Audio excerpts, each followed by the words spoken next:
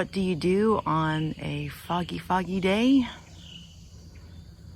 Well, you do some cleanup. We got a lot of branches on the ground floor that we need to clean up, turn into wood chips, and that's what we're going to be doing. We're setting up right now, and at any moment, Dick will be bringing up the tractor that's got the wood chipper on it. And then we'll get busy cleaning everything up. We might even cut down some of the smaller trees and feed them to the wood chipper just to clean out some of the underbrush that you see through there. So we'll do an after pan as well. See how well we did.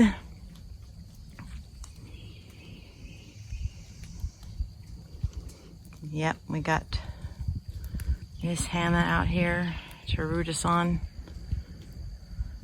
I think I hear Dick coming now.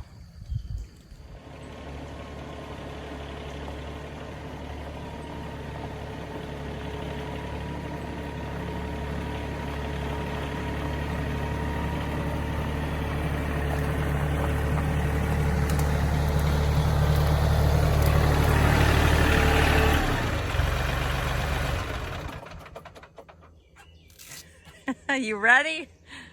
Yeah, big day. You got your earplugs in. Can you hear me? Yeah, now I can. Okay. These are really good earplugs.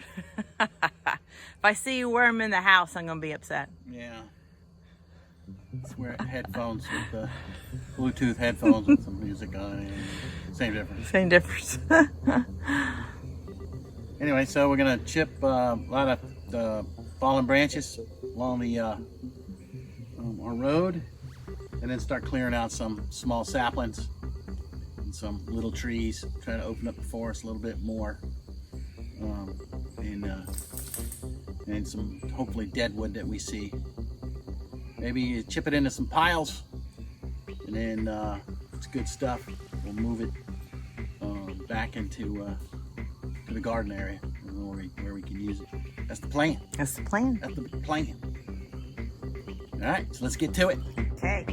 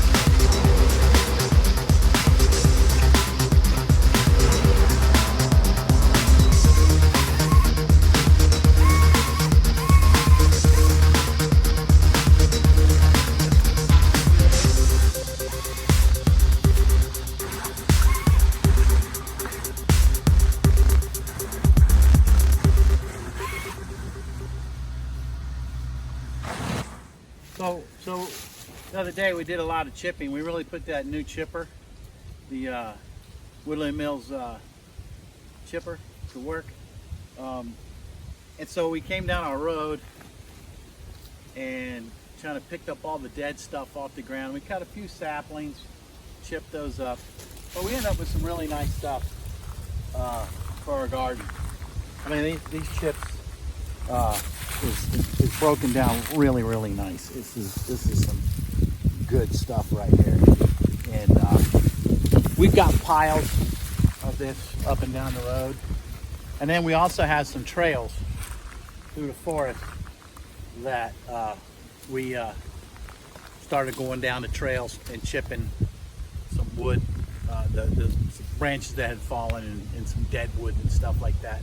That was along the trail, along the side of the trail. And we're actually starting to So we have this road here, and then there's a trail on the other side, and you can see now we're basically, I've cut a hole through the forest through all of that low brush so that you can connect the road to that trail. And then we have all of this over here yet to do to kind of clear out. And then once we do, I mean, we should end up with, if you look down that way, I mean, a park-like scene here where we've got some large trees. And we'll cut back the laurels, just cut them back to the ground, and then they'll come back up as low bushes. And it'll be easier for us to figure out what we want to keep and what we don't want to keep. But right now, the woods are just thick with hollies. Everywhere is just all these little skinny hollies. And so we're going to clear that out and leave the bigger ones probably. And then maybe some of them, if they're in the way, we'll cut them down and chip them. But we'll definitely want to get, and then cut back some really old laurel that we have in here. When you cut back that old laurel, again, it just comes back as a nice low bush. And so we'll see how that comes out. But in the end, you end up with something nice. This is another area over in here that I went at one day, probably for about 30 minutes with the tractor and the bucket, pushing up laurels and hollies. It used to look like that, and now it looks like that, which can go pretty fast. But it's a lot of disturbance, so I don't like to disturb too much. And if you're going to do any disturbance, it's probably better to do it during the summertime, so that way during the fall you have all the leaves that can fall down and cover it all up. So I'll try to let this area over here just kind of rest a little bit. Try to keep the deadwood chipped out of here that falls out of the trees. And then start working on some other areas probably next summer or in the spring. So it's nice in the summer, you can do the work on the machines and you don't have to get off do too much.